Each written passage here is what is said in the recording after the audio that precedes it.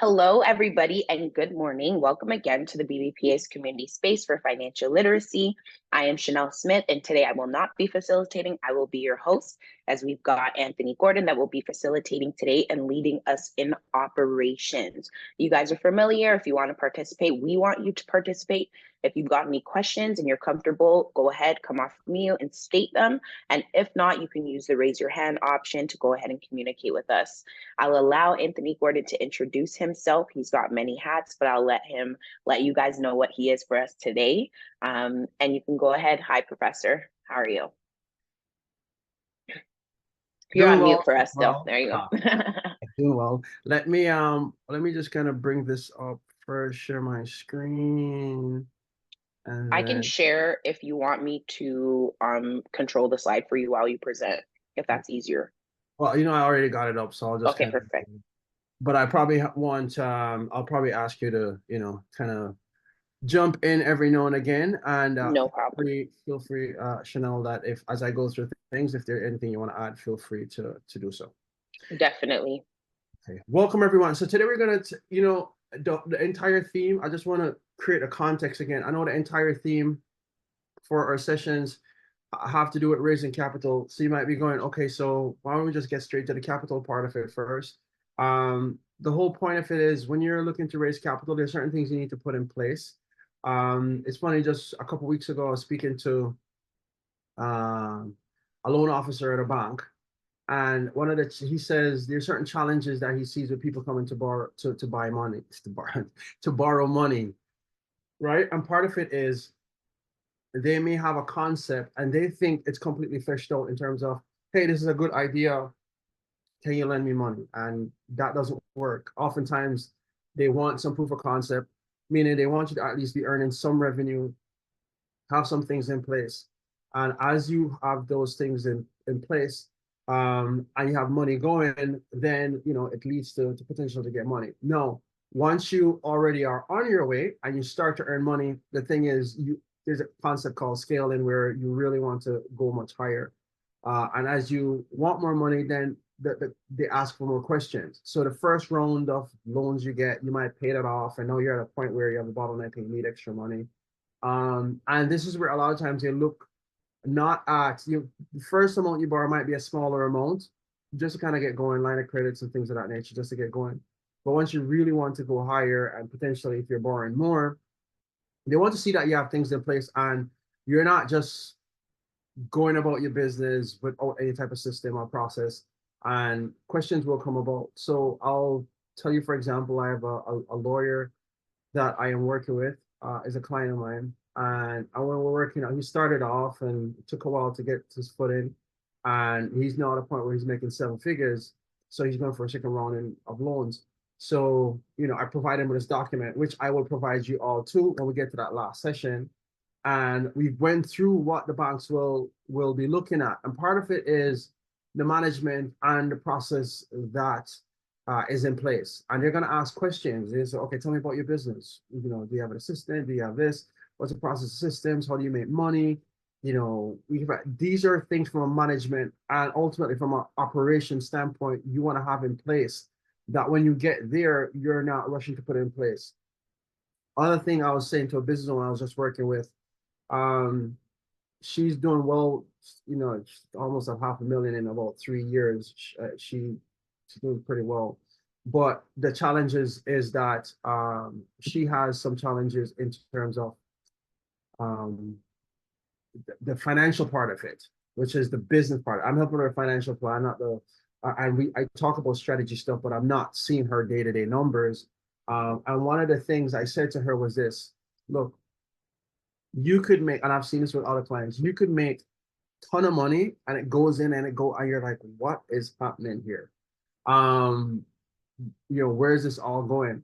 So if you don't have the process, and we're going to talk about that, of tracking when it comes in to when it goes out, cost per thing sold or cost per client, and you're not tracking those things, you at 1 month, okay, you're down because you spend all the expenses. Next it goes up, and there's this fluctuation aspect to it, and you could get lost in the process.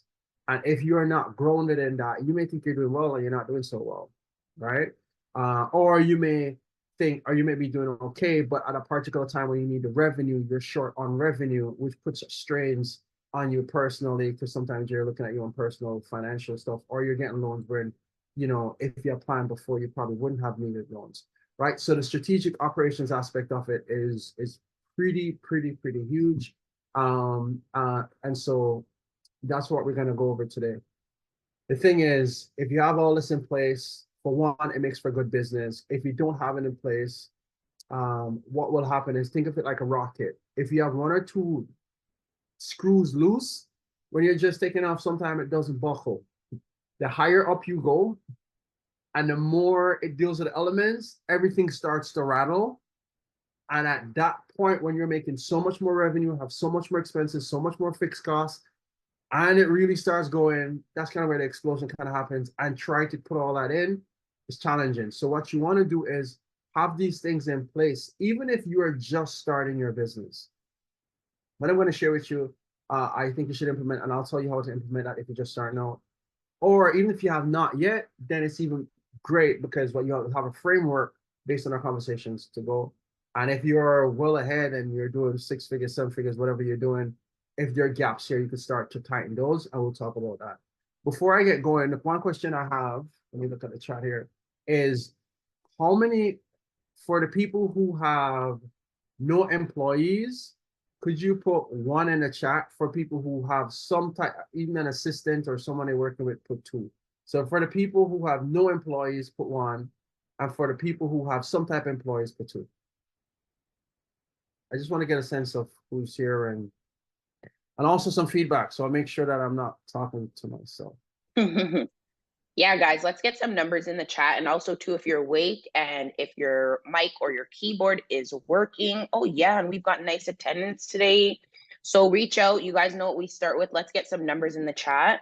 And right now, Mr. Gordon has asked us, let's go ahead. Number 1, if you've got no employees. So if you're still independent, you're working for yourself, we want a 1. If you have even an assistant, volunteer, intern, any sort of employees, put a 2. Yeah. I know we've got lots of business owners in here, so let's just get warmed up with that question. Back to you, Prof. Okay, thanks. I have round of contracts outside. Okay, good. Yeah, by the way, independent contractors, that's definitely, yeah, even if you have someone that is a co-op student or whatever, I'm still looking at that as somebody to delegate into. Okay, so 1, so we have 2, 1. Work with a company that has 1 but contracts of 5. Good. So that's I'll consider that a 2. Just a little bit more feedback. There's like just 1 or 2 more. Yeah. Carrie, what about you? Let's see who else. Yeah. Okay. Sounds good. Okay. And I know Dahlia's still connecting. Some people are still connecting too, so we could go ahead with that so far. Okay, perfect. So by the way, these sessions are facilitated by myself and Chanel. I don't know if I know Chanel has done a whole series before, but I'll give her the opportunity to introduce herself again if this is your first time joining, or maybe you forget who she is. Hey guys, of course, some of you are familiar, some of you are not. I'm Chanel Smith. I am the founder and executive director of TSK Wealth Planners, which, as we know, is a nonprofit provided to provide free financial and economic literacy for marginalized and underserved communities. So this is a little bit about my plug here, my educational background, and my credentials. Of course, the organization is involved in many initiatives to assist the community, such as this, in facilitating the BBPA space. And I have become familiar with Professor Anthony Gordon. As you guys all know from previous sessions, he is my favorite professor and a great teacher and facilitator at that. And yeah, I'll pass it off to you, Prof, to let everybody know who you are as well and give your intro there if you wanted to. Awesome, awesome. So just a bit of background. I'm a lawyer, even though I'm not practicing law. I have a master's taxation law. I did estate planning for a while. I did corporate commercial law.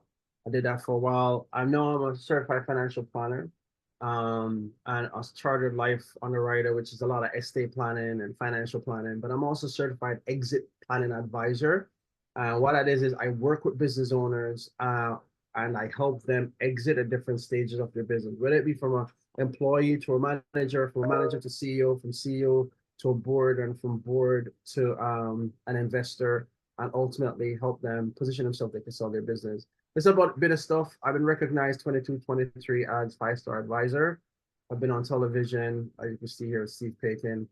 I have Amazon best-selling book called The Art of Retirement, and I've been in a few publications, right? So that's just a little bit about me. All right, so let's get going. So listen, this is the facts, and I know this is based on US, but Canada numbers are not so far off, right? And the point is that according to eMet Revisited, which is a great book, by the way, if you haven't gotten it, strongly, strongly, strongly recommend it. Don't read it once, read it several times over. I have read it a few times. Not only that, I've taken notes from it. So sometimes I just go over the notes, a snapshot. But strongly recommend this book, eMet Revisited, right? Statistically, what this book says is that 80% of businesses fail within the first 5 years, and 80% of those survivors fail in the next 5 years. So within 10 years, a lot of people who started off do not make it where they need to go. So this is the problem. This is the not problem. This is the challenge that we have as business owners, right? And so now that we know that, you're concerned, okay, what happened or what caused that? Here's the thing. A lot of people think that businesses are started by entrepreneurs, meaning these visionaries who I'm going to change the world and I'm going to fix this big, huge problem. And to some extent, that is true. You have people who are visionaries, have this big problem, they want to change the world. But in many cases, what you have are just professionals, meaning you're working for someone and you go, you know what? Why am I only getting paid 50 grand, 80 grand, 100 grand, whatever, when I could go do this myself? I see how much money comes in here. I see how integral I am to a part of this process. And so if I am so integral to this process, if I was doing this, I'd make double, triple, or way more. At a minimum, I'd make more than I'm making. And by the way, I would have the freedom to do whatever hell I want to do, as opposed to taking instruction from a boss, which you may or may not like, right? So that is usually where it comes from. Statistically, these are people with great technical skills. The challenge is having technical skills to do the thing is quite different from the skill set of running a business, right? And what happened is, as soon as you start doing that business, you go, oh, I got to do marketing. Oh, I got to reach out to people. And oh, I also have to deliver the services. And oh, I have to do all these different things. So a lot of times we have not really thought it out because we're good at the thing we do. A lot of times we just say, well, I'll just find some people and I'll just deliver the services to those individuals, right? We may have some system marketing. And quite frankly, sometimes when we just start off, we've kind of prepared ourselves for giving us a 6 months runway. So what we do is we reach out to a bunch of people and say, hey, just a heads up, in 6 months, I'm gonna start my thing. In 6 months, and so you have a bit of a pipeline, and then you start. And then once you start, you kind of realize that, oh, whoa, it's a little bit more than I thought in terms of this business. Now, to run a business, very simplified, this is also from eMet, it really breaks down to 3 individuals. You have the entrepreneur. The entrepreneurs are the visionary, the dreamer. So it's where you start the business.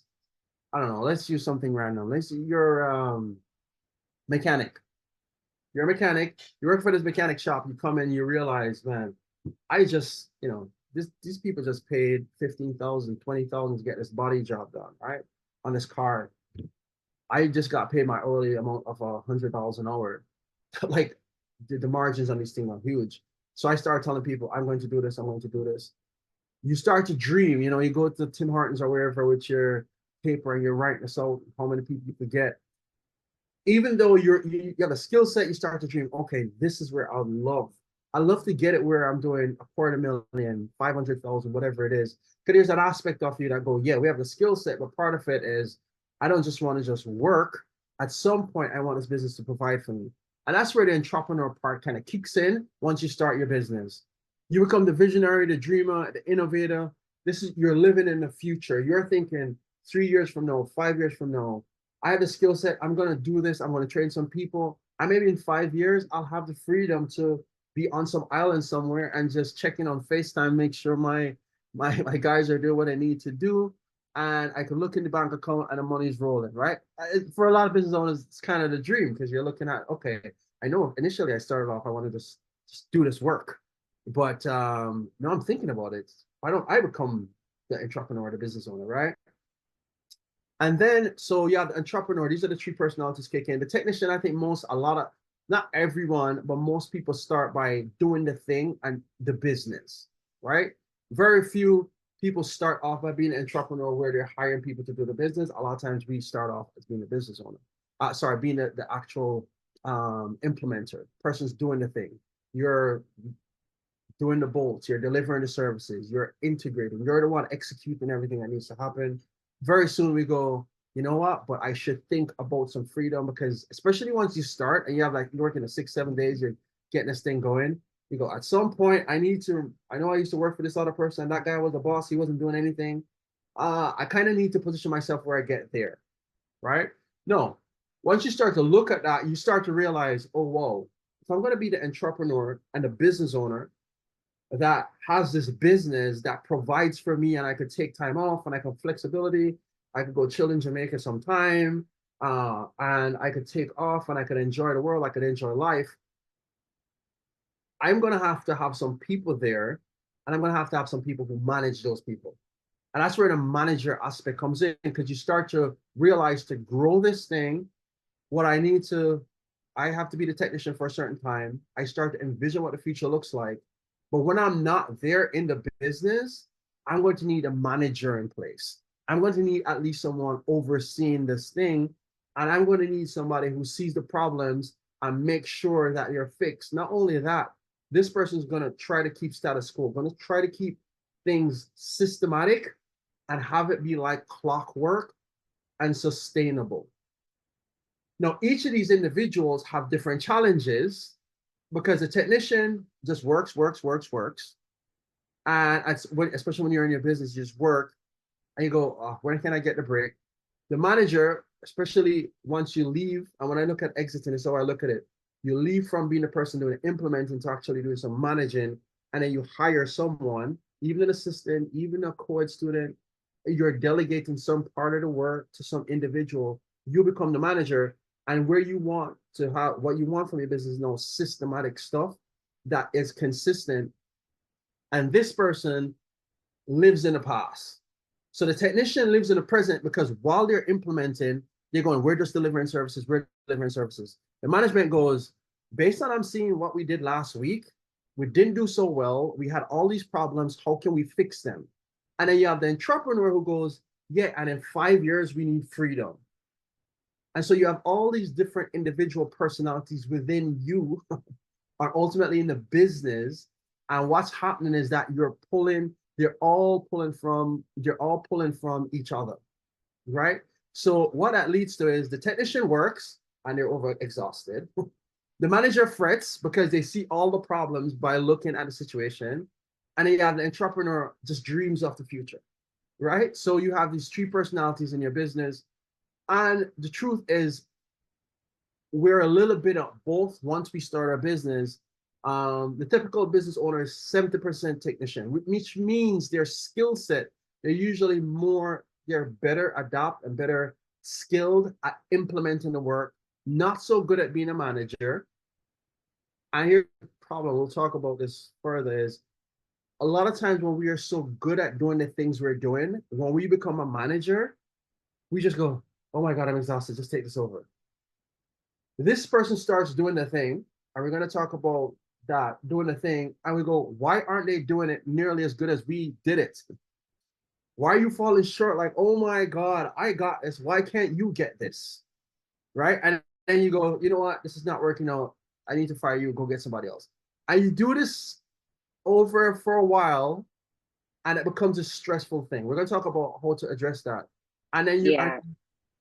and then we are 10% entrepreneur. You want to add something to that, Chanel? Yeah, definitely. And I've got some of my interns in the house too. When I initially started hiring probably last year, this was I love the framework. I couldn't wait until you presented this, the three personalities, because sometimes I feel like I'm going crazy. But essentially it was identifying those three personalities, kind of how they operate. It kind of is a slight bit of insanity, if you may call it that, a bit of genius, identifying how they operate, and then also treating myself as an employee just as well as I treat my interns and my employees. So I had to realize where I fall in terms of when I'm being the entrepreneur, when I'm being the manager, and so on and so forth, in order to avoid that high turnover, and to retain kind of good and quality employees. 100, and by the way, that's a key part. I love that you said that. You go, which hat am I wearing? Let me go back one slide. And I see some people just, am I wearing the technician hat right now? Am I implementing and working? That's a different skill set. Am I being a manager, training this new person? That's a different skill set. Am I being an entrepreneur with the vision of where this thing needs to go? That's a different skill set. And what you're doing is realize which hat you have on. And when you're doing the work, recognize the hat you do on. And by the way, sometimes we get glimpses in the entrepreneur. Because the future, sometimes we're so overwhelmed where we are today. We get glimpses of, oh my God, I just want this thing to get here. And sometimes we become so overwhelmed that we don't give the entrepreneur enough space, which is where it shows that 10% entrepreneur. When we're overwhelmed, we go, oh my God, I can't wait to be there. But I can't. We got to put a plan for it. But right now, I have this pressing issue. And the technician, which is 70%, kicks in. I just need to deliver. And so what we need to do is allocate different times for these individuals. Overall, kind of like what Chanel was saying, is you come start to, there's big fight between, I want to dream. Oh, we have problems with management from a management perspective, and oh, I want to kick in. And so what happens is just this tension when you're running a business between these three personalities, and it clashes, and we don't know which one is in control. And quite frankly, what you should do is start to separate them, right? So here's some of the solutions. So here's a solution to this. The first step is to recognize that each role is valuable. And you got to give each role an opportunity to express themselves, and each role have be implemented. So the entrepreneur vision, what does that look like? It may mean that you carve some time out, a minimum once a week, minimum once a week. Quite frankly, I think if you could do this every day, even for half an hour, it's good. Just to sit back and go, this is the vision for where my company is going to go. Here are some ideas of how I'm going to bring it there. It is important for you to do that, because what it does, it brings intention and focus into your business, right? Because a lot of times we just get caught doing a treadmill. We're just going the same thing, and we have this vision, but there's no plan or path. And by the way, part of having a plan means that you're able to react when things change, right? Because it's this old adage where everybody who plans to go to war, it never really goes away. But because you're in the mindset of a plan, you look at all these different things that you probably would have thought of, plan B, plan C, plan D, and all these ideas you have, you're able to pull from those. At a minimum, you're in the mindset where you are able to pivot depending on what comes your way. So you want to book a time where you go, this is the vision for the company. And you want to ask the question, how do I get there? You may not have that answer the first day, maybe not the second day, maybe not the third day, but at some point, you start to see glimpses of it, because you're at least giving yourself the opportunity to see what the future holds, right?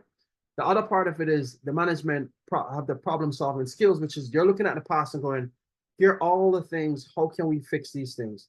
We need that, because we cannot scale without the manager. So we're looking at, quite frankly, what you often want to look at is, how am I going to leverage, and we talk about what leverage is, leverage different either individuals or technology or things, so I have less work to do as the technician, right? And you want to take the pressure from the technician, which is the person who's doing the thing, as much as possible. Because one, you want that person to actually be healthy, have time, have a good work-life balance, and not be stressed. Because your business problem becomes your personal problem turns over to your business problems, as much as we try to separate the two. And also what it allows you to do, it allows the technician the time to improve and become the better individual that they need to become, right? So each role has its value and its place, and you have to do that. So once you have that concept, and you have to book time for each. The technician part, I think we generally get that. The technician is oh, we need to work. I think that part is easier to figure out. The management problem, which is the delegation problem, you need to book time to go, what can I delegate that will become more efficient and profitable, which will feed into my vision as an entrepreneur. And an entrepreneur is there looking at the vision and going, how much closer are we? And you know, this is the vision, and am I going to shift it? This is what a business look like, or should I shift it? Do this? Should I have this business model? You know, we started off with this thing, but now COVID, so we have to shift and we have to pivot and do that differently. So that's where you want to come in, right? Each role is important. What this also does is it develops self-awareness, because some of us gravitate to certain things and we start to identify our strengths. Because as an entrepreneur, you might go, let's start with technician. As a technician, you might go, I know I'm good at this. This is the easy part of my work. By the way, for some people who start off as a technician, you might be pretty decent at your work. After a while, you go, you know what? I don't know if I want to do this for a continue. I don't know if I want to continue doing this. I'm good to oversee this, and you might see that from a skill set. You know, I think, you know, let me delegate some of this stuff. You know, I kind of like this management aspect of it, right? So you start to become more aware of the different skill set that you have and where you want to bring someone in. From an entrepreneur standpoint, same thing. You might start to have vision and you might go, okay, I'm not really figuring this out. This is where you might hire a coach or hire someone, and you book a session and go, listen, I'm trying to get clarity on where I want to take this. Can we book a time either on an ongoing basis, or can we book it half a day and flesh some stuff out, answer some questions for me so I get more clarity? But the essence of doing this, where you start to book time, you have a technician, you book time as a manager to delegate and how you can fix problems, the entrepreneur division, you start to see where your skill set is, and you start to naturally gravitate to certain areas of your business, particularly usually gravitate to the places that you're stronger. Now, I know there's some people say, well, forget your strengths and work on your weaknesses. I don't know if I necessarily agree with that. I think if you're good at one point, just improve that part, where you can delegate for the other sections. I'm not saying you shouldn't try to improve in different areas of your business. I'm just saying that if you're really good at a particular area and you have the ability to be the best or the top in that area, then thrive in that area as opposed to compromising it and, you know, trying to make up for the other sections.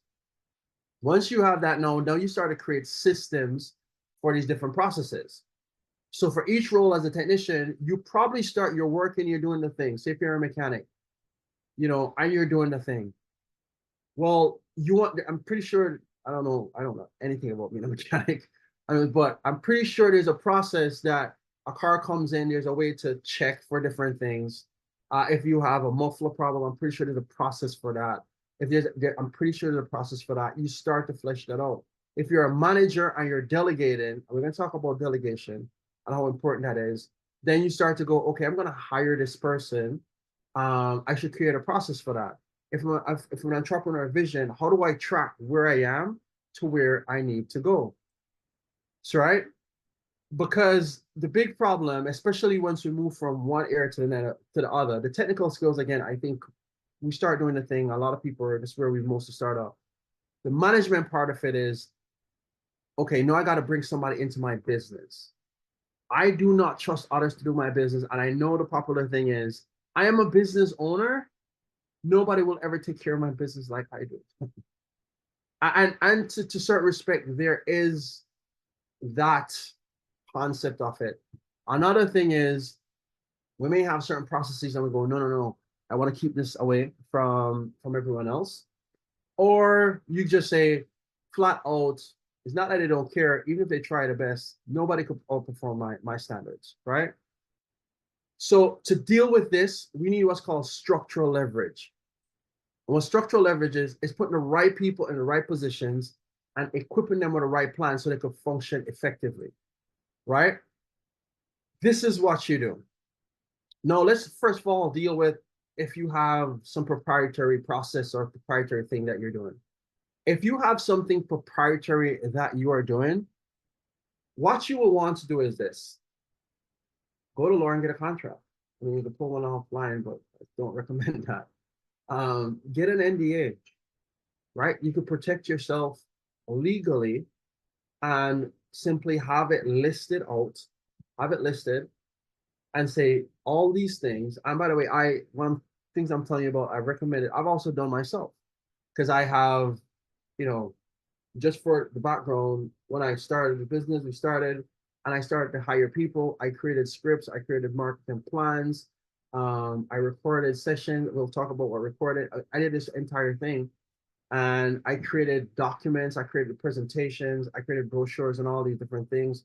I introduced different strategies of ways to sell different things. And what I did with people who I brought in was I had them sign an agreement. And the agreement was anything that they learn here, if I find out that they implement it anywhere else, I have the legal right to sue them for that. So if you have certain things that I call it, what do you call it, the secret sauce, or certain processes that you believe no one else has, you could do that. And by the way, a lot of times we have so much assets in our business. That's another thing. When we get to exit planning, I'll talk about that.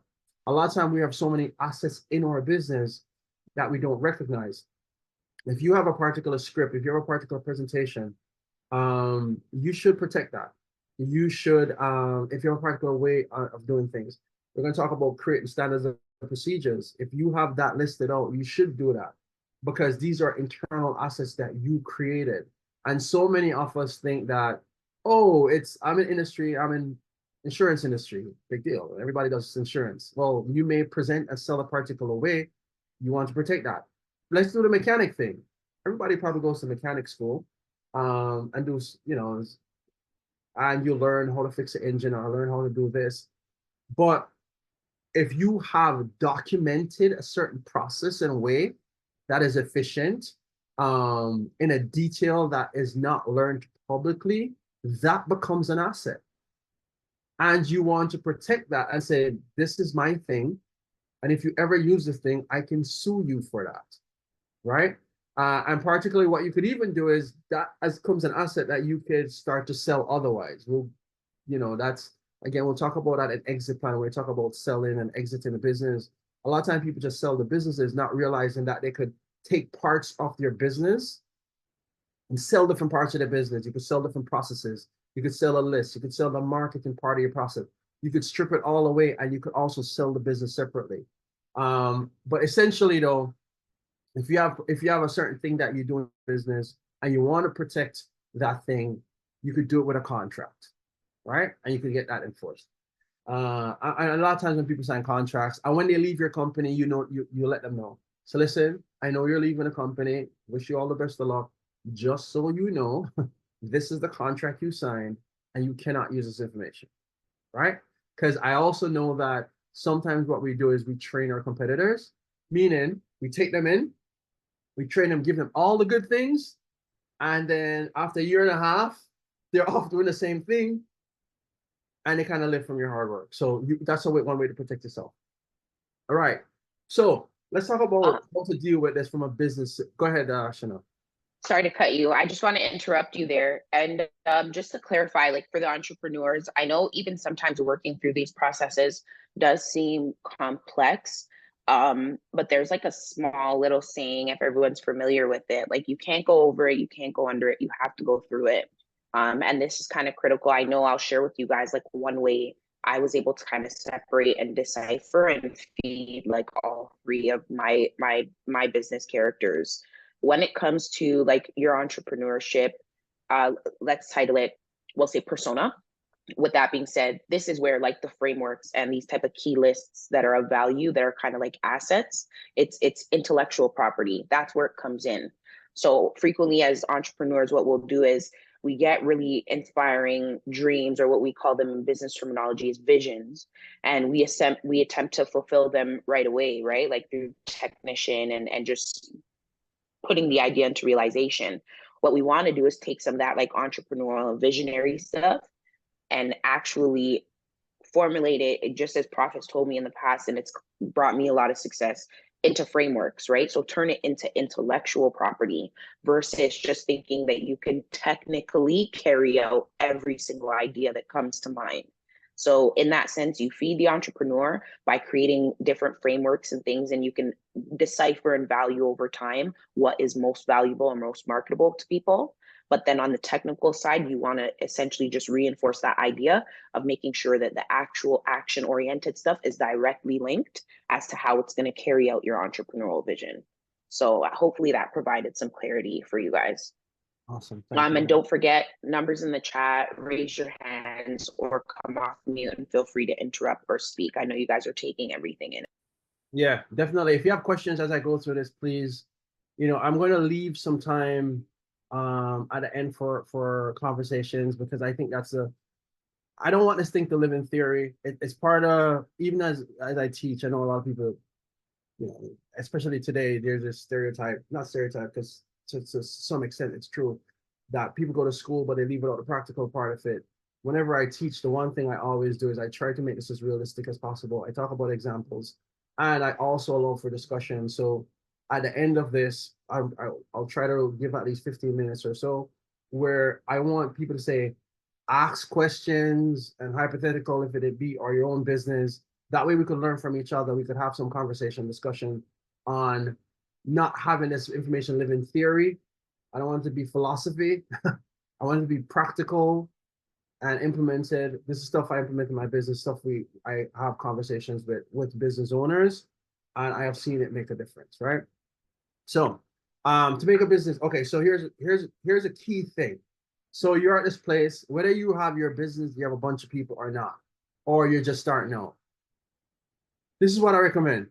I recommend doing an org chart. And I know you may, if you're just starting out and you're by yourself, you may go, but that's going to be silly. Why would I have an org chart if I am the only person in the business? But what you're doing is, as a tech, this is putting on the entrepreneur hat. And I want to show you because what you do is you identify the key positions. You detail the key positions, and you do that by, okay, what are all the things I do in this business? I have to network. I'm part of a BNI. I'm part of some networking group. I'm part of a community people. I have to network with people. Then I also have to sell to these people after they book a one-on-one. We're selling. After I sell to these people, then I need to collect the money. Okay, after I collect the money, then I need to deliver the thing. After I deliver the thing, I need to have ongoing follow-up if that's part of your process. But you want to list all the things that are being done, and then you want to categorize them into different key positions. And I'll show you right after this what are the simple positions that you typically see. And then once you have those key positions, you draw out a detailed org chart. Again, even if you're small or you're by yourself, I strongly, strongly recommend this.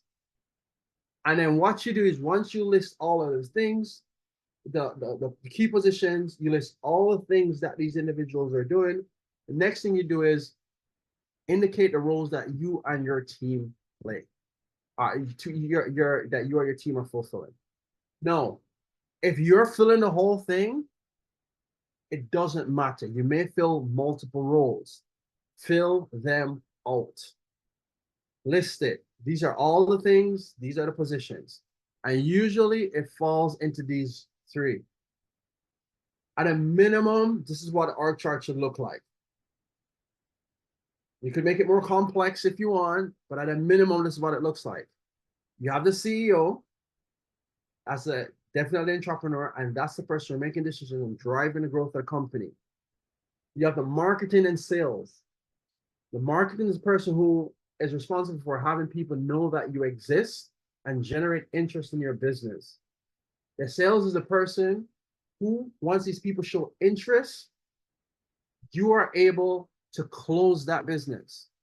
And it could be, even if it's from a commodity standpoint, say you have a store, a retail store, you market how you bring people into the store. And then from a sales perspective, you will have somebody in the store going, hey, can I help you today? Right? And then we collect, and then what we have next is finance usually kicks in because you get paid first. So, I probably should have put finance here and then operations after. But finance is the person who collects the money and is responsible for, not only collecting the money, but that's accounts receivable, but also for accounts payable for paying the bills. And then we have operations, which is the delivery. So the minimum when you go to create your business, this is what it looks like. You'll say, and if you're just starting out, you go, I am the CEO, I am the marketing and sales person, I am the operations delivery person, I am the finance person. Then you go, what are the roles for the CEO? And you list all of that. One of them mean long-term vision, decision-making, hiring and firing, all of those different things. Then we have marketing and sales. You list all the things that the marketing and sales individual is responsible for, and you start to list it, right? Then operations, delivery, list all the things responsible. Finance, list all responsibilities, right? Keep looking, keep working on that until you get it. After you have done this, this is where the hiring piece comes in. You go, I have certain strengths in this business, and so I will likely keep this particular role. Maybe it is the delivery role, but I am weak in marketing and sales. Okay. The first, and you make a priority. The first I want to delegate is marketing and sales. And so you go, okay, we have the responsibilities of marketing and sales. Now we're going to create, and this is important, a standard of procedures for what the marketing and sales person has to do. You list it. Here's where we go wrong. We say we want to delegate marketing and sales, and we just go out and hire someone. By the way, I've done it. I made a big mistake. I just hire someone, and I hire them, and they were smart, intellectual individuals, but I thought I was giving them guidance. I go, these are the things you need to do. Check, check, check, check. Please do it. When they show up and they don't deliver it, I go, oh my God, I hired the wrong person. And I've had that, and I realize now how wrong I was. This is what I did in different circumstances. Different circumstances, I have listed out what I want these individuals to do because I create a standard of procedures. The marketing, if it's marketing, it will be, okay, what we required is, suppose it's social media. This is social media, right? I suppose you want to do an outreach for social media. And there are different reach outreach. Like you want to do LinkedIn. As an example, suppose you are service-based, you're a bookkeeper. Like if you're a bookkeeper, LinkedIn is amazing, right? Because it allows you to position yourself from I work with, I don't know, IT professionals, or I work with lawyers, I work with whoever. You could list it, you create a whole profile, you have it. You then connect with these individuals. So you work with IT professionals who own IT companies, and these are the people you want to do bookkeeping for. You could simply create a profile and you connect with these individuals. And what is your conversation with these individuals? What do they do on a day-to-day? What are you doing on a day-to-day? Are you posting articles? Are you doing this? You start to list all the requirements of this individual. This is where Chanel talked about framework. You create frameworks for the work that needs to be done. It's painful and it's not the best. Your days you're like, oh my God, this is taking too much of my time. But believe me, in the long run, it will save you so much time and energy. You do the upfront work, it's going to save you. Because you list out all the things that you do, you create the checklist because you're going to do it the best because it's your company, it's your business. If you have gaps, you reach out to somebody and go, listen, this is my process. Is there anything missing? I know you're a LinkedIn expert. I'm going to book you for 2 hours. This is my process. Tell me. And then don't fill the gaps. You go implement it. Do the thing after you have a checklist. Now you have a checklist. Now you hire someone. When that person steps in, you go, here are all the things that I do. You have video recording, you have a Word document, you have whatever. You watch me do this. And this is what I do with agents. When I train agents, you're going to watch me do this presentation from start to finish. You're going to watch me a couple of times. No, just watch. And then I go halfway through. I go, when I'm working with an individual, I say, okay, now do half the presentation. Now do 75% of the presentation. and then do the entire presentation. And I'm able to, and then I could step away. And then when you train those individuals to do the thing, you're able to scale that out and possibly hire 1 or 2 more people. The best out of the 2 or 3 people, that person is going to become your manager. So like with my agency, what I did, I know how to close. I know marketing, I know sales. I created a script. I created a script, I created a presentation, I created all the objections, I created the entire thing. I had a document, I memorized this thing, then I recorded it. I hired someone. This person didn't even know about insurance, nothing at all. I said, I'm going to train him. First 2 weeks, that person could not close to save his life. Why? Because he's new at the thing. I don't expect him to be great at first. By the 3rd week, he started doing better and he started closing business. I started doing well, and I trained him to be excellent at it to the point where he knows insurance. Like, he was doing amazing. And then I said, okay, now this is what we're going to do. I'm going to position you as the manager, and I'm going to observe you as the manager managing these people. And then over time, so I trained him as an employee first. No, I'm training him as a manager because I was a manager of him, so I could train him now to be a manager. If you get what I'm saying? I know I train him as the manager to teach these people. So I go, just like I teach you, I want to see you teach these other people. And I check in, and after a while, it starts going well, and he starts teaching all these other people.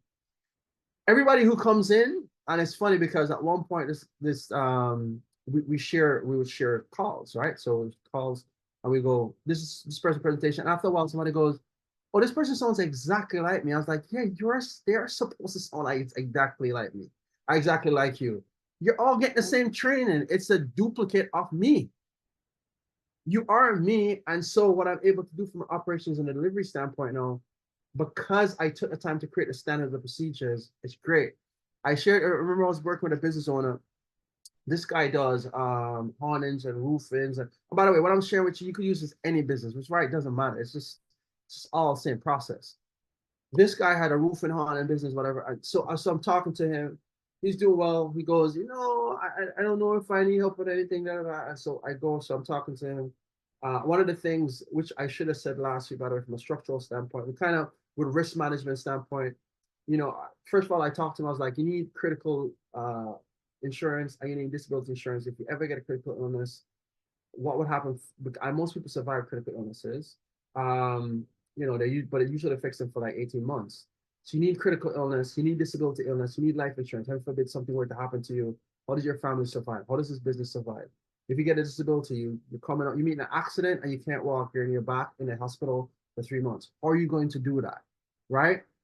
So we talked about that. And he goes, okay, but from risk management standpoint, that's done. I was like, no, you need standards of procedures. This is also a risk management aspect of things. And I go, you have all these people running around doing all these things, but they all call you night and day. He's getting these calls night and day. And I go, you need to create standards and procedures. He goes, I don't have time for that.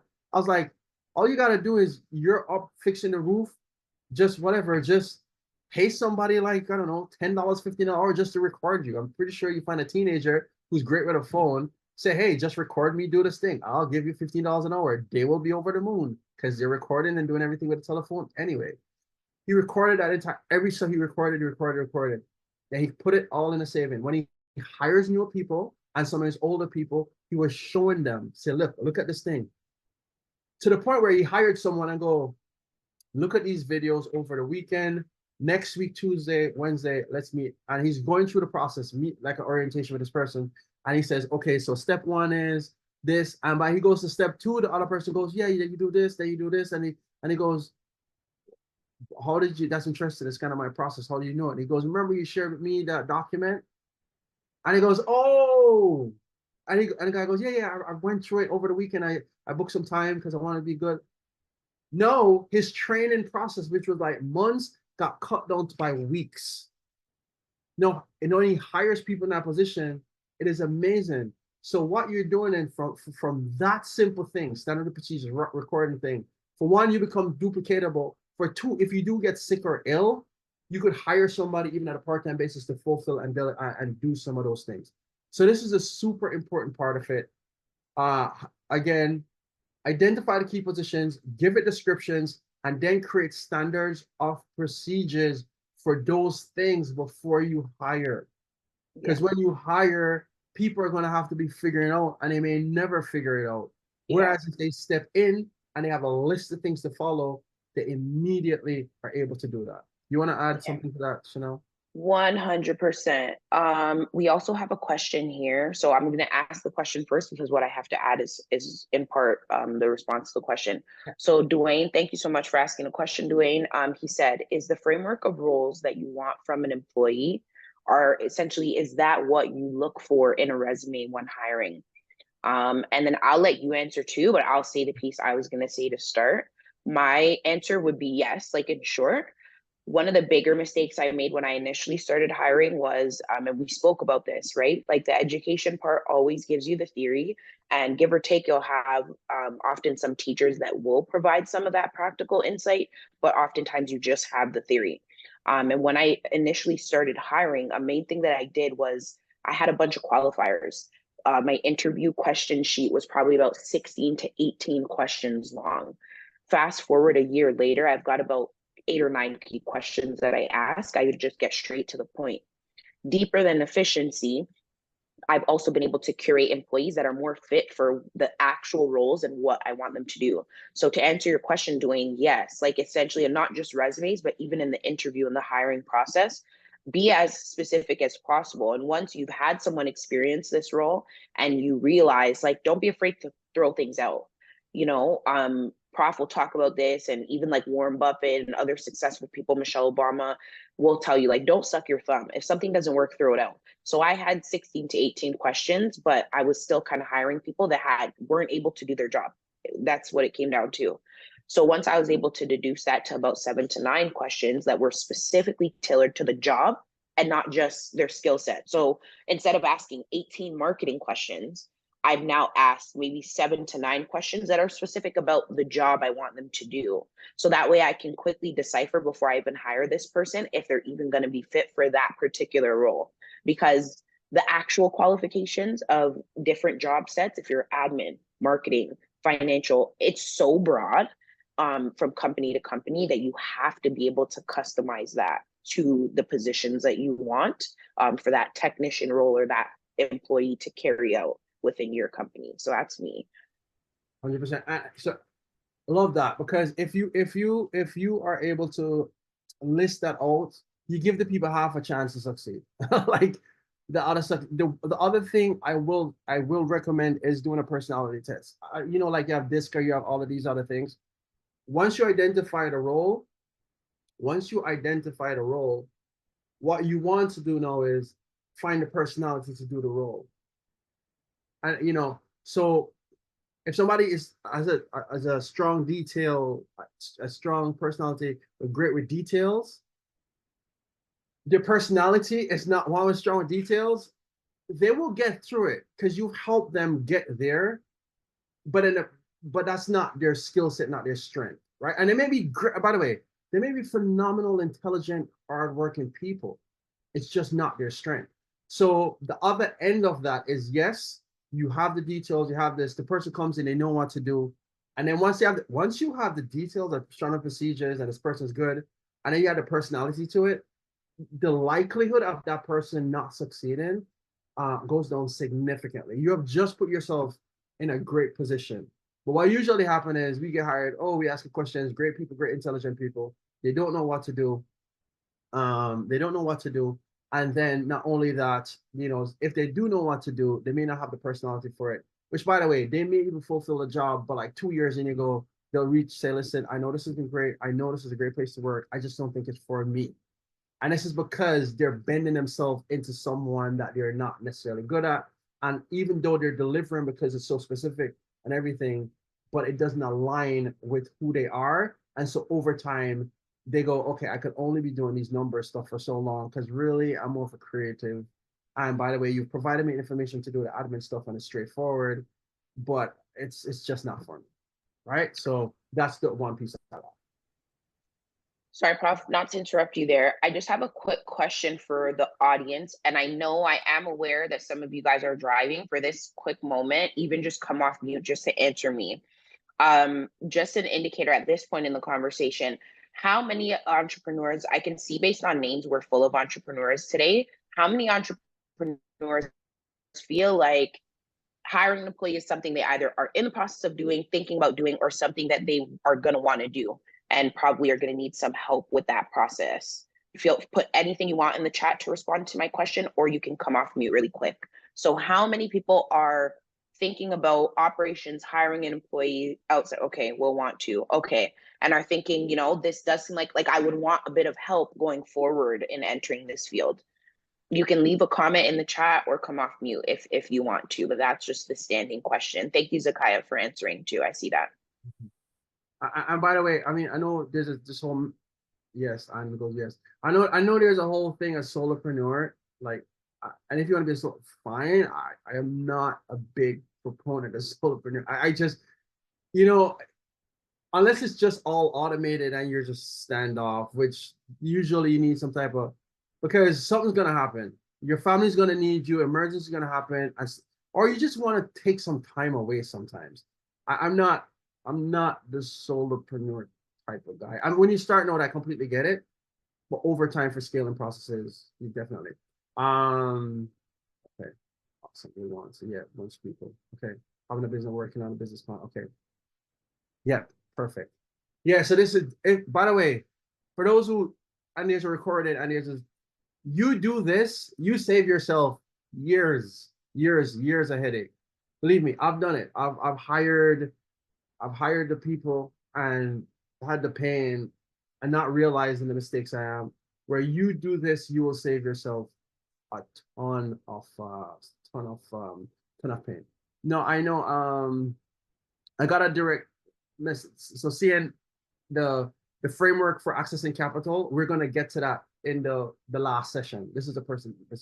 So for those wondering the framework for getting capital, when we just started, these are all things that we have to consider because it's all part of the plan that and the conversations you want. Or by the way, earning money to get the point of earning capital.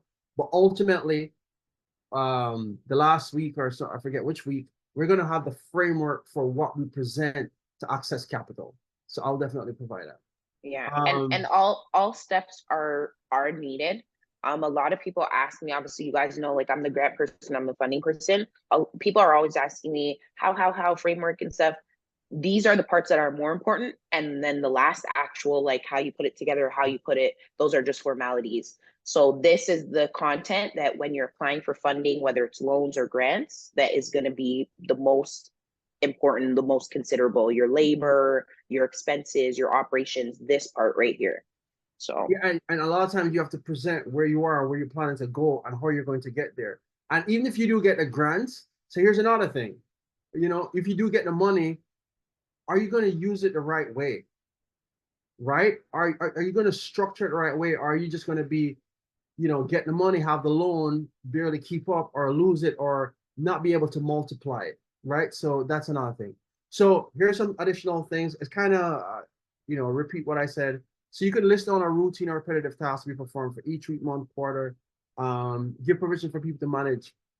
No, you may, we have the exceptions. The routine stuff, we said captain standard procedures. Were there exceptions where you might have the business where, well, not all my thing is the same. We have these exceptions where for these couple clients, we do these different things. You want to list the exception. It may not be a priority, but you may want to list the exceptions and over time, list that out so you complete the whole thing.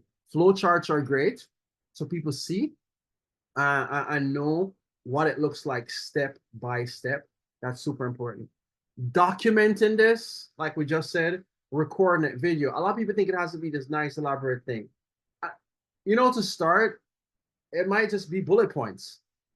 Step 1, step 2, step 3, step 4. Then you elaborate and you fill it out over time. It could be, oh, I'm doing this. Let me screen capture this or screen record me doing this thing, right? And you capture that. Once you capture it, like I said, there's continuous improvement. And a continuous improvement part of it is where you go, okay, I have this process. I think it could be more efficient. Reach out to an expert. And it may make sense if you need to pay them or a tour or whatever. Say, listen, this is my process. Where do you think I could improve? And you show you what they could tell you what to improve. Here's the manager part of it. because now you get things going and you're hiring people. And by the way, one of the first people I think you should hire is a bookkeeper to handle finance. That's just my like.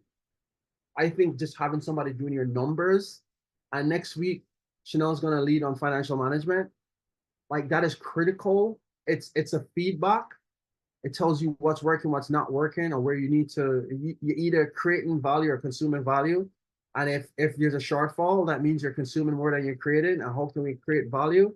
The numbers tell us that, right?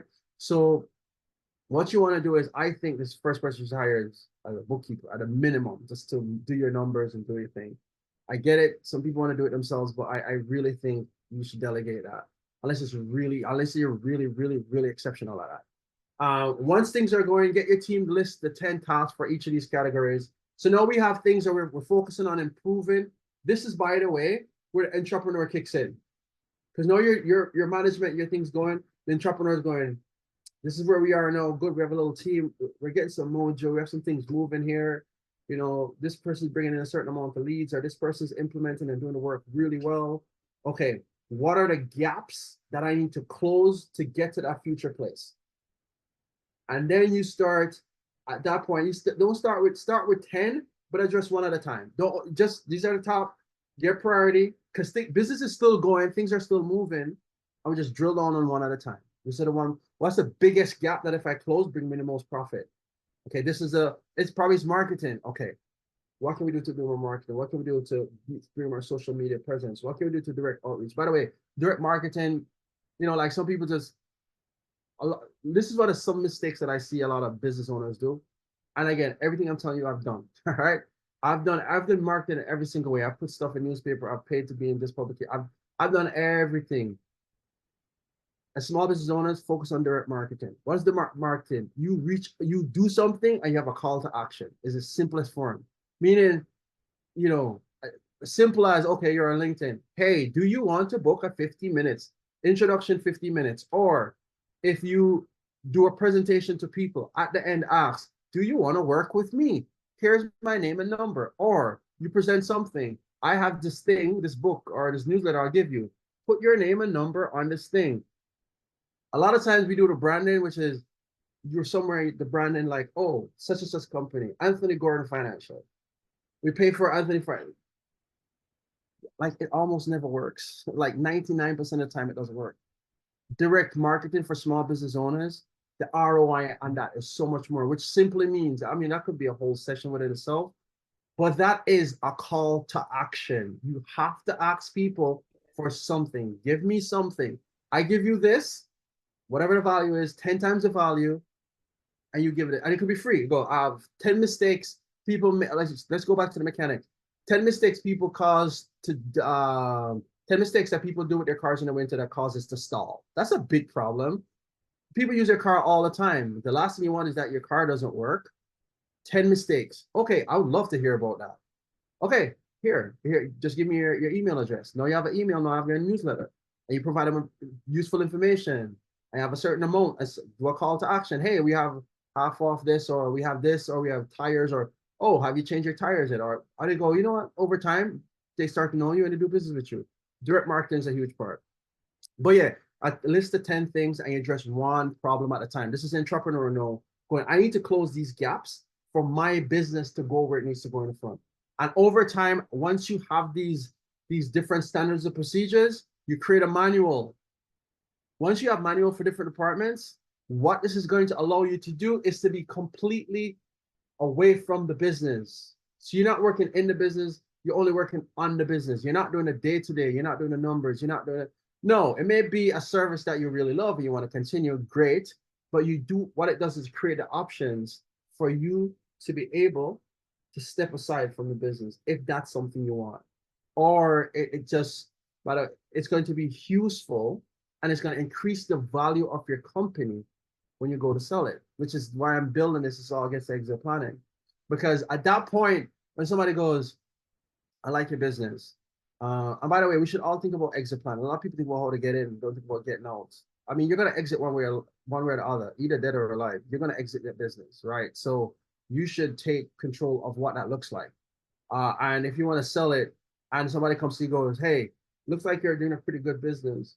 one of the first things they're going to say is, if you leave, how does this business survive? How am I going to make the money from it?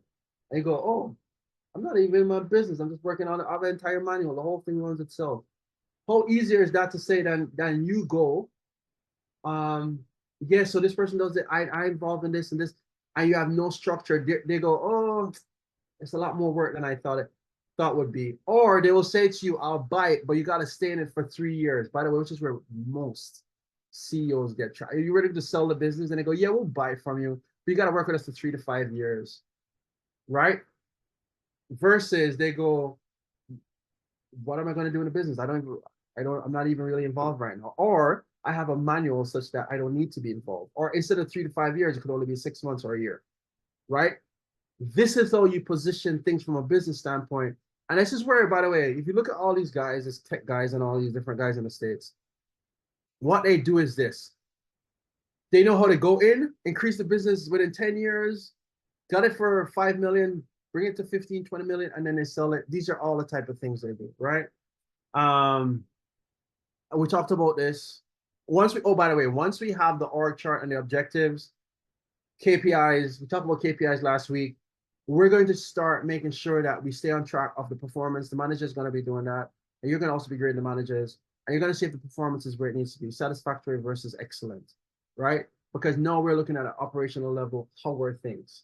We talked about KPIs last week, and I'm looking at the time, so I'm not going to spend too much time on that. But you manage something from a KPI standpoint. We talked about this last week, different areas, the customers, systems, or the financials, and you monitor that. Here's a clean framework. So when you get this presentation, you could fill in your own thing. This is what you do each month, see if the action that somebody needs to take, who needs to take about it. We talk about responsibilities and accountabilities and when it needs to be done. And we're able to track that every single month. This is where we have tasks or we have people who need to fulfill certain roles. We track it every month and we stay on top of it to make sure it's working, right? Then after a while, this thing is working. I look at it like a pipeline. It's an ecosystem. And I like marketing, sales, finance, delivery, happy clients. Like that's the outcome, right? And I say you don't get the water until you get it in, because you need happy clients because you want them to refer you, or you don't want them to say, give me my money back, right? This is kind of what it looks like. And by the way, this is why I put marketing this big, huge thing, because if people don't know who you are, you could be the best at what you do. In delivery, nobody shows up, makes no sense. Marketing is one of the most important skills you need to have as a business owner. People will need to know you. I've been on television. You know why I've been on television? Simply because when they go Google Anthony Gordon and they looked up a topic, it happened to me with RSPs. My name came up because I had a book. I came up because I post on LinkedIn. I have somebody create material, content for me. Sometimes I create my own. I have YouTube channels. You cannot escape it. There's certain topics you look for. My name comes up, right? And they reached out to say, listen, you're shortlisted. Just because we looked you up, we see how good you are. We'd like to do a pre-interview. They did a pre-interview. They go, okay, great. Okay, this happened like a Friday. They reached out to me Friday. We did a pre-interview on Monday, and by Wednesday, I was on television. Just like that. I didn't know anybody in the room. It was simply from a marketing standpoint. I created a space where if you look for certain topics, I'm the one that you find. So there's a marketing part of it. There's sales. That's a whole thing. I teach sales too, but that's another important thing. A lot of people say I don't sell. We all sell. That's my assessment. We all sell. Even if you're a 9 to 5 person, you're selling your business. You're selling your employer. It's just that you only have one client, and they decide to pay you 65 or 80 or whatever the amount is. And then the finance part, and all of this, as you realize, these are all things, right? If you start with marketing and you don't get to the sales, there's a bottleneck there. If you have the marketing and sales, but you haven't the finance, well, people are usually easier in collecting money, so you probably won't have a problem there. We have a problem with the bottleneck with delivery, or we have a bottleneck there. Then we have happy clients. So you got to check off each one: marketing, sales, finance, delivery, happy clients. Marketing, sales, finance, delivery, happy clients. Make sure that we're doing all the things that need to go through. Here's the thing. When we implement something new in the system, there's what's called latency. So a lot of business owners, we want instant gratification, meaning we start with something today and we start doing it.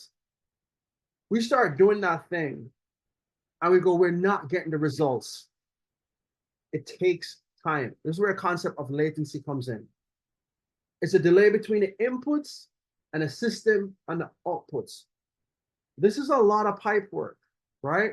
When you turn the water on, the first time you ever have a home, it goes, you hear all this noise, all this weird sounds, and I don't know if you've ever been in a home that's just new, or if the water has been shut off for a while because they had to do work. When you turn it on for a while, you hear this noise and all of this craziness is going on. And in fact, the water that comes out some first time is dirty as hell because it has to clean out whatever. But over time, then the flow is okay. This is where business works, but there's a latency aspect of it when you implement the system or you do something right, which means when you start doing this and you maybe hire the first person and you go to the first process. Remember I told you when I hired that guy, he had no context of selling, well, in that case, it was insurance.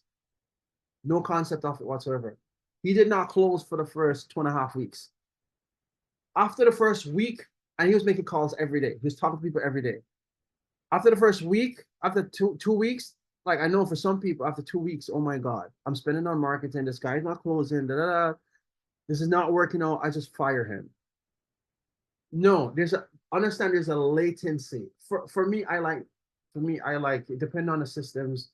I like 90 days if you're doing something with a system, at least for the industry that I'm in. It takes a while, especially marketing.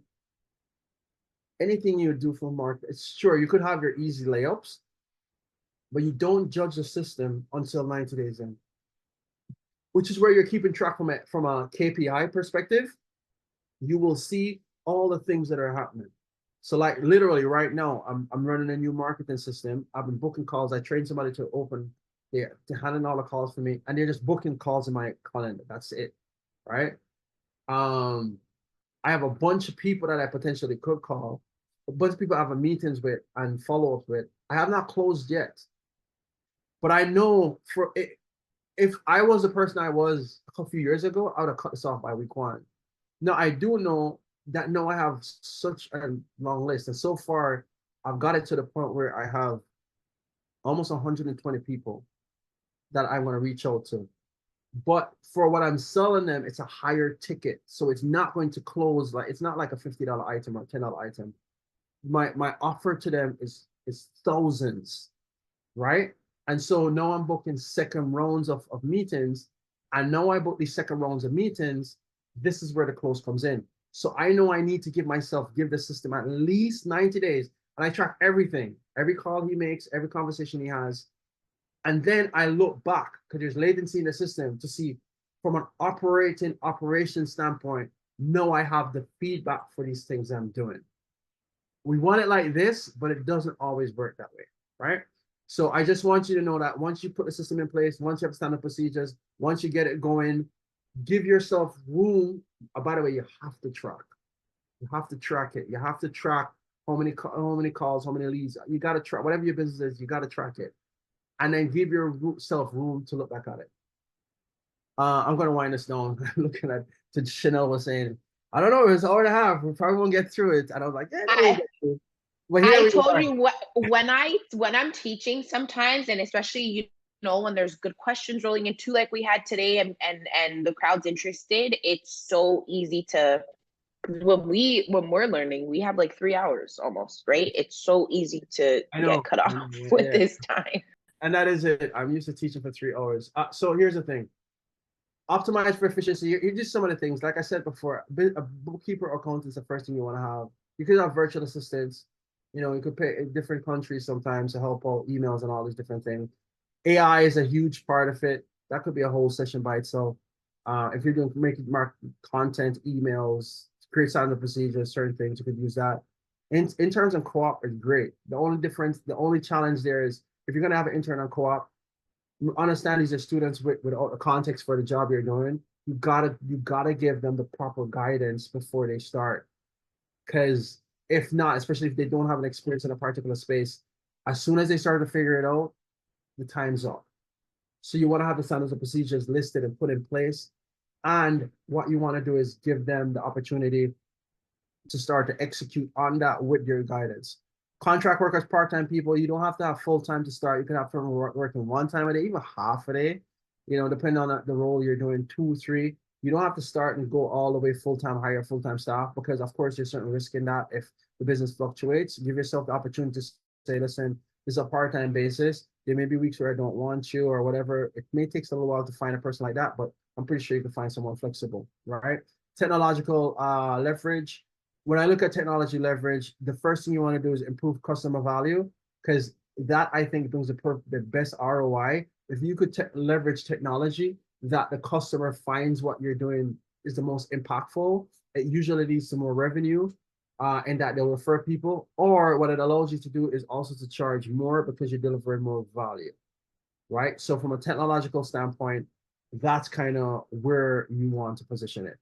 I realize it's 11:21. I do not want to just go all the way till the end. I want to leave room for questions. So if you have any questions, now is a great time. I know, as Chanel pointed out, some of you guys might be driving. If you are, you can just come off mute and just ask your question. I know we don't have a lot of time. I tried to wrap it up earlier, but anyway, here we are. But if there are questions you have, please feel free to drop it in the chat or ask. Yeah. I know already we had like a few different people ask this question in terms of like how they can connect and that kind of stuff. And at the end, I'm definitely going to plug both Anthony and myself so that you guys have contact information. Here's contact information. There you go. Exactly. There it is. And then that way we can leave it up for a few minutes. So like was said, if there are any questions, this is the time. Come off mute now, ask those questions, or you can type a question in the chat. So I'll because I got a direct question to me, so I'll just answer this. So the framework was, what's the framework to access the business capital? I'll kind of talk a little bit about what they're looking for. It's a complex answer, which is why it's we have it for an entire session, but just at a high level. For one, you could have a great net worth. If you have no cash flow, they will not lend you money. Well, I wouldn't say lend you. They're more hesitant to lend you money. It's from a business context. They like to see cash flow. I know we're being hypnotized by all of this stuff where you have, the Twitters of this world that are in loss, but have a gazillion loans on them, or the startup company that never made, like Amazon never made money for what, 7 years or however many, or Facebook never made money for however many years. Folks, that's not where we're playing. At least for most of us, that's not where we're playing. We're not doing the big. By the way, that's not usually traditional banks. That's usually private investors and private equity, venture capital guys who are trained in that thing and they're looking for this thing. So like a ChatGPT has all investors and all these people invested in it.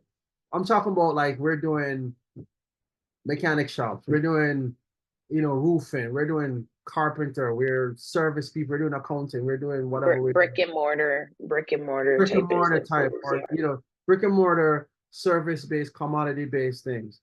Like, they want to see revenue.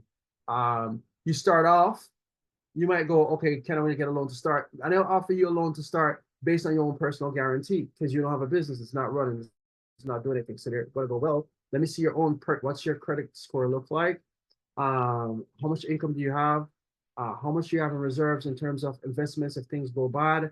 Do you have a home? Things, they look at all these things. And again, I will go over all of this in detail when we do that session. These are the things they look at because you got to get a personal guarantee because this thing hasn't started yet. That personal guarantee and ask of all these questions is a reflection of who you are. So they trust this person is responsible in their own individual life. They're going to start this business. Okay, based on all of this, I trust that they're responsible enough in their personal lives that this will carry over and be reflected in their business. The other thing they look at is certain professions. It is what it is. If you have certain professions, you have certain advantages. If you are a doctor looking to open a doctor office and you have $250,000 in debt, they are more likely to lend you because of the industry you're in and the profession you are. So the profession you are and the type is a huge factor for that. And also the business you're going to enter into. If you're going to enter some, I provide AI-based info service. Well, they go, we don't have a history. AI is new. We don't even know how good you are. If you go, if you have a traditional bookkeeping company, roofing, like they know about what that industry, because they have a bunch of clients who are already in that space, right? So they're going to understand that to start. So to start, you have the personal guarantee. Know the business is going. Revenue. Once the business starts and you're going for loans, they're going, okay, open your books. They want to see what you have been doing. Where have you been? Where's the money coming from? How are you making the money? Has the business obviously been paying bills and all of that? But they're going to look at, because they're saying, by the way, cash flow again is huge. You could even be running at a loss. And by the way, I'm not suggest that you run at a loss and go get more money just to sustain that loss. That's not my context here. But banks are more open to lend to a business that has cash flow at a loss than to a business who's positive with low cash flow. The context they're saying is, you'll figure it out. Like, you're doing something right to get clients in, you will figure it out. And so over time, would they require a business plan? Because so I'm going to answer that right. I'm going to answer that shortly. You will figure it. They go, oh, you have a cash flow, we'll figure it out, right?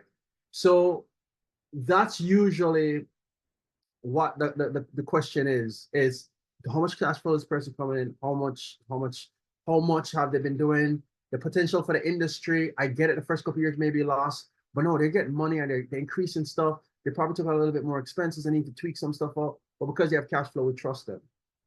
And so it allows for more line of credits and things like that. When applying for a business loan, do they require a business plan? It depends on the level of borrowing that you're going to do, right? Now, if you're asking for line of credits, credit cards, or things like that, or even just sometimes money up front, it depends on your industry and how much they may or may not require it. Again, if you're like a doctor, sure, how much do you want, right? For a business line of credit, how do I advocate for the best product? so, but if you are already in business, here's what you need to do. You need to be able to tell your story, which, by the way, even if you don't have the business plan and they don't require the business plan, having a framework of a business plan and putting all these things we put together, you will be able to tell the story. Because there is some advantages of doing that, right? So go ahead. Prof, while you read that question, because I saw you see that pop up, I'm going to double down on what you're saying as well, especially right now. I think, how can I frame this quickly? With the BBPA space, it's really important, and we're happy that you guys are here. And it's good to understand as well that it's deeper than just an application, because the banks look at several things when they classify us as applicants that are like happen way at the surface level before we even get into like what's your business plan, what's your story as well. And one of those things, for example, is like business assets and these kind of things. So when we're talking about like lines of credit, especially coming from major banks, if your business is not income producing, so with that cash flow portion, and then also asset like possessing, then it's less likely to say, okay, you're going to just get that. Like a line of credit is a very difficult product, even on a consumer side. But what majority of the time, the larger banks will say, okay, like we'll do something secure. They'll easily give out secured things. But if you're like a sole proprietor or a sole entrepreneur and you're looking for funding, you don't just want to like get in your foot in the door with any type of loan, because you could take out $60,000 as a solo entrepreneur. And if you're not 100% sure on how you plan to recycle that money through your business, that is a big loss or a big debt for just one person. So we want to not only just focus on loans. And as Anthony mentioned, like a lot of these other companies we see, those are private equity investors as well. So we want to look at like very different options and not just quickly being like, okay, yeah, I want like a big line of credit. We want to have like targeted intentions. And in the chat, I'm actually dropping as well social development program for Canada. So that is a loan program that is extremely accessible to entrepreneurs, especially the entrepreneurs that I'm seeing in this meeting. And through that, I just plugged it in the chat. A lot of you guys can apply for funding and stuff like that, that is a lot more sustainable and a lot more directed, and will help you understand what funders are looking for when you're applying for funding. So that's just my piece. So yeah, I'm going to answer. So, but there's a whole session on that. So I know I don't want to dive too much into it, but that's just kind of the heads up. No, I'm going to answer this question. I like this. This is a good question. I like this. I started online private high school providing OSA credit or challenges. We cannot hire for marketing, reception, or admin assist. We prefer teachers and IT, and we do everything by ourselves. What can we do? Market ourselves for student and parents and social media with small budget. For this, bring this to joint ventures, but strategic partnerships are the concept. Anytime you want to grow, it's usually leverage. There's one or two things you could do. For social media, you could always hire a co-op marketing student, which will cost nothing. Again, in order to hire the social co-op student from a social media standpoint, for that person to do a good job, you have to have that framework before. So you probably want to work with someone who's good in social media. And either you start listing some of the things you want to have done on social media, then have somebody fill the gap. After you have all the things you want to have done, you go hire a marketing student, a co-op student. Now I've done this in the past. I said, these are the things that I want. And you could have those, you could hire 2 of them. Given you have 80 students, you could hire maybe 3 of them. And have them work on this project and track everything and do the whole thing. And as the next one leave, if they provide a good ROI, maybe you could even hire them. The other thing that you want to do is joint ventures and joint partnerships. Who are people who have your clients that you could connect with such that they will introduce you and maybe you introduce your clients to them. That is the fast, by the way, if you look at all these big individuals, they're all on each other's platforms. So they, either they do by affiliate or whatever, but essentially they work together because they go, oh, you have, so I don't know, students. So register one student. Who has high school? So I don't know, I don't know, somewhere like a clothing company. I'm just making this up. Like that sells certain clothing stuff that students or their parents will go to. As an example, I'm just pulling out of the air now. And a lot of teenagers go to this store. Well, part of it is if you want to bring awareness to this, you may say, listen, how about this? For your material and things that you do, all the people come to me, you get a 5% discount, and I'll tell them that is, if that's something you could do. If not, you could have a situation where say, hey, I'll pay for a small amount. All I need for you to do is just put this poster here. You put the poster in the store, the parents come in, they see that, that's interesting, right? You put it somewhere. I also have a call to action, name, email, whatever, or QR code, or people could just register or do whatever. People come in and day out. That is free traffic. Make sure it's positioned somewhere everybody comes into the store, sees it. That's a joint venture. That's, they go, hey, it doesn't matter. Just free money. They're going to come into the store anyway.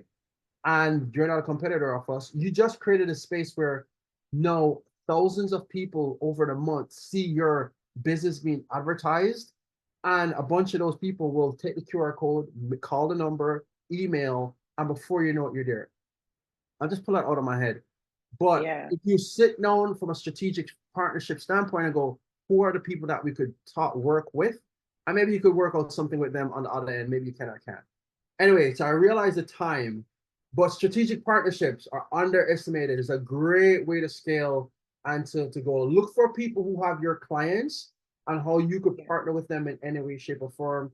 And you could exchange information or sometimes even pay a small amount for them to endorse you or to at least put your information in front of their clients. That will go a long way because these are already people that you want to work with. Chanel? Yeah, definitely. Just to double down, next week as well, when I'm leading financial management, we'll also dive way deeper into a lot of this stuff too, and how smaller sole proprietor entrepreneurs can become a more self-sustainable, and also marketing, right? We know that for a lot of the big boys, I'm really glad you mentioned that, Dahlia, their budgets, surpass Good. for marketing. It's the hugest, right? That's the biggest expense that they've got. So when they have that leverage over us as the smaller guys, we kind of have to get really tactical in how we counteract that. So touch base as well with us outside of this. We've got announcements at the end. So please allow me to go through my announcements and stay on. Our plugs have been up for a little while. And then next week, obviously, we'll try to leave even a bit more time too for questions and comments and that kind of stuff as well. Is there anything else you want to say, Prof, before I get the I'll announcements give one going? example quickly of how I do Yeah. the joint venture. There is someone who sells end of life planning, and I know how to do estate planning. I went to them and I said, listen, pay me $1,000 an hour. I come and give a talk. I will tell people the importance of end of life planning. And I know how to do sales, so I know how to pitch it. And I go, I'll do this, and I will tell them to buy your product. And in the Yeah. process, one, I got paid, but from it, I'll end of take my life plug. estate planning, I also get clients. So Yeah. they benefit because they paid me, but I sell their products Yeah. indirectly, and I also get clients. So that was Yeah. another. But that's it. That's it for me. Yeah, most definitely. And just to this, promise you this is the last. Like Dahlia, to what you said, that was exactly what came to mind for me to introduce that model to you. When you affiliate with other businesses, as opposed to hiring marketing directly, you hire people who want the opportunities to market to new audiences, bring them in, and allow them to use your audience in exchange to market for you. So, but we'll get into more of that. Let's wrap up today and get